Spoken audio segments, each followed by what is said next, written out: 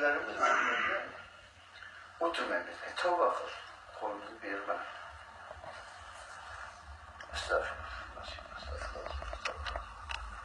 Sefere kebire günahlarla tövbe kıldınız mı? Bağırlaşmadı birbirine murid oldunuz mu? Şu brother dediniz mi? Allah'a ekber.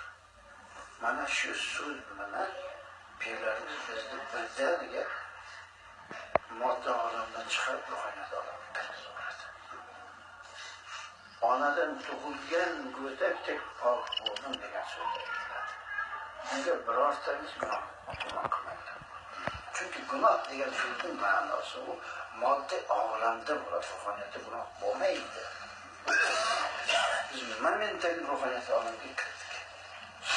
Onadan tug'ilgandek pak bo'lamiz. Ana shundan keyin sizga Alloh deb betarafga deyapman. Doim Alloh deb so'zni aytdimi? Ana shu sizning kalbingiz. Doim tahorat bilan yurib, vazifasi bu. Doim Alloh deb yursangiz, ruhaniyat qochirib turasiz. Ruhaniyat hamma joyda sizga beramiz, sizga madad beradi. Sizda, sizning bola chaqalaringizda bu dünya cennete kirgence sizi kefaretine alıyorsunuz. Allah size kıl gözünü şıklatmasanız oldu. Ta yengi ülkenimizde Munkır Nekir pirimin ruhsatı sen aldın ikramıydı. Ezrail pirin ruhsatı sen canını almaydı.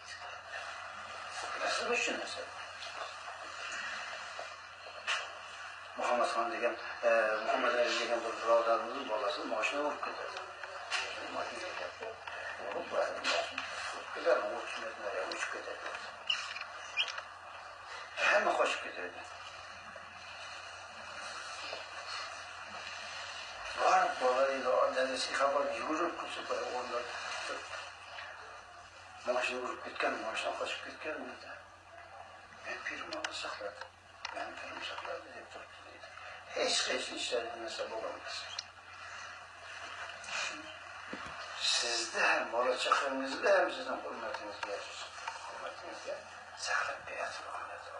Siz şu alemde kırdınız. Şimdi hoşuna gelsin bir kabaret bir yerden alemde kırışık sen kelimemez mi? Ahmak mısın sen? Ki mesela tabi 30 boyu yaşında oladı sen gidecek. Hoca sen iş yaptık.